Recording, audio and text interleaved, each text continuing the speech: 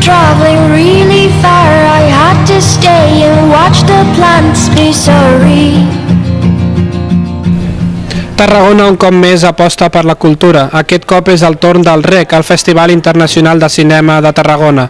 Un festival que aposta per potenciar a nous directors que, malgrat les adversitats, aposten per un cinema independent, però sense oblidar-nos, òbviament, de la qualitat.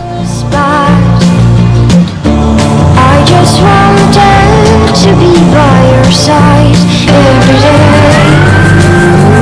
every night. Quan tu fas una pel·lícula, l'objectiu principal és que arribi la gent, que es pugui distribuir, que es pugui veure i que la gent la gaudeixi. Arribar aquí, a aquest lloc meravellós, i que a sobre la gent que vulgui acostar-se pugui veure la pel·lícula, doncs és un regal, i aquest és l'objectiu principal, bàsicament la difusió i que la gent la pugui veure. Amb aquest projecte i amb tots és tenir feina de manera continuada i que no sigui tan complicat i que no tinguem tantes pedres a les sabates i tants pals a les rodes, i que les condicions de feina per tots, tant dins d'aquest gremi com en general, siguin més propícies.